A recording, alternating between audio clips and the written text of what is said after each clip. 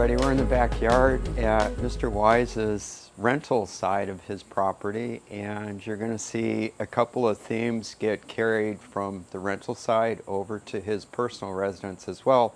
We have this magnolia tree which drops a lot of leaves and pods down here, and we incorporated this grid system with the idea being that it will help hold the gravel when you do a blower across it. We've done basically very low maintenance plants. We've got some red sister tie plants over here. We've got existing mother-in-law beard tongue, and I believe it's a mulberry tree that I suspect seeded itself at one point. We've added some arboricola trinettes, and those do well in sun and shade, so they're very low maintenance. The red sisters are very low maintenance, and being as close as we are to the ocean, we should not have a lot of cold damage back here. Up front you're going to see a privacy panel that was repurposed, and we were able to do this panel which hides the trash cans for the renters, and it wasn't a real expensive addition. So I think it cleans this area up nicely, and it keeps the trash cans out of view. As we walk forward, we continued the drainage out to the street, and then you'll see where we've started adding some new plantings. We did society garlic here, very durable plant. You often see it done in commercial sites because it is very easy to care for and virtually indestructible. Out at the street, we did a number of blue days. We did some ornamental grasses, muley grass, and we used 1 gallon plants again to stretch our budget. We've got a joint strip in between the 2 units here where we've got a tie-in with the blue days and the blue days here. And then we've added again the society garlic, which actually is another tie to the unit. And then there's some lantana and a hibiscus that we've got going. And then over on Mr. Wise's area, again you're going to see the blue days and the society garlic.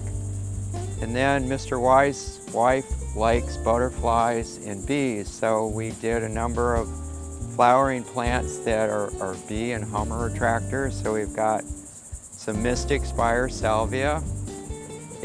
It's probably going to be another 97 degrees today plus, so the salvia takes a while to get established, but once it is established, it's very heat tolerant. Initially, it takes a good bit of watering. We've got some firebush, again, that attracts hummingbirds as it grows. We've added some actual butterfly weed, and then we've got a different type of salvia in the background, and that is rock and bloom, and that will get to be about 5 or 6 feet tall, so it will actually act as a screen between their property and the little alleyway that we have here. Now we're over at Mr. Wise's side, and again we use the gravel with the grid work. Magnolia tree in between the 2 houses, and as you can see, it kind of adds that dimensional kind of cool effect that looks a little bit modern. We've added a dwarf tibouchina. He has a couple of special bromeliads which we transplanted, and they will transplant well for everybody. He's got an existing croton in a pot. We've added a crinum lily, and he's got a few herbs. Again, the arboricola, which ties with the first unit. And then he has an existing banana that we left in place. Again, we used some red sisters on this side and repeated the arboricola. And then he has in pots some mystic spires of his own. As this grows in and matures, this will be a very pleasant looking landscape. I think from a maintenance standpoint, it's fairly easy. And as I mentioned, we did this on a very small budget. So the birds are just hanging out here. We're enjoying the beautiful plumbago. We've got a cassia in the background, and neighbors have a beautiful crepe myrtle.